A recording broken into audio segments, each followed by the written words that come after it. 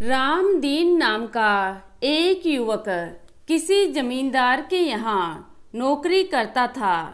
कई सालों तक नौकरी करते करते रामदीन को अपने परिवार की याद सताने लगी। एक दिन उसने जमींदार से अपने मन की बात कही। जमींदार ने कहा, जरूर जाओ बेटा, लेकिन जाने से पहले तुम्हारी तनख्वाह के अलावा मैं तुम्हें उपहार स्वरूप कुछ देना चाहता हूँ। उपहार के रूप में तुम्हारे पास 2 विकल्प हैं। पहला, सोने की 3 मोहरें और दूसरा 3 ज्ञान की बातें। रामदीन अपने मालिक की चतुराई से काफ़ी प्रभावित था। उसने कहा, मालिक, पैसे तो मेरे पास हैं। मैंने तनख्वाह के पैसों में काफ़ी बचत की है। मुझे आप ज्ञान की 3 बातें बता दें। जमींदार ने कहा, तो ध्यान से सुनो। पहली ज्ञान की बात है कि कभी भी पुराने के बदले नया रास्ता चुनोगे तो तुम्हें नई मुसीबतों का सामना करना पड़ेगा। दूसरी बात है, ज़्यादा देखो और बोलो बिल्कुल कम।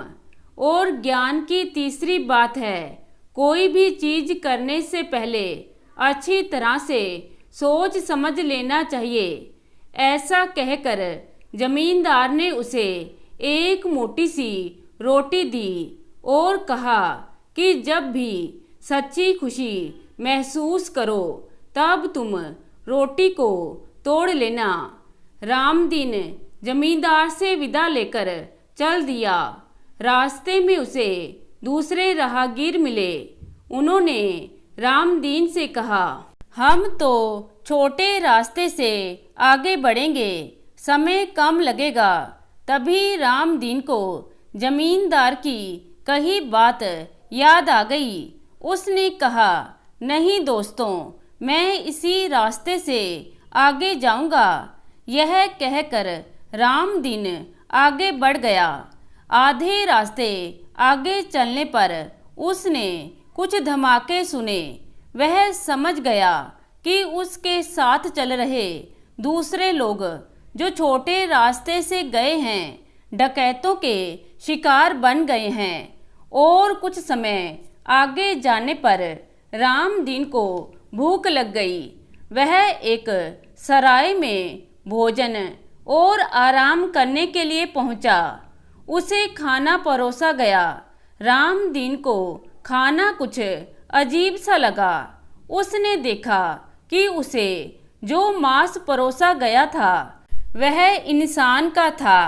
उसने सराय के मालिक को डांटने फटकारने की बात सोची, लेकिन तभी जमींदार की कही दूसरी बात उसे याद आ गई, ज़्यादा देखो और बोलो कम।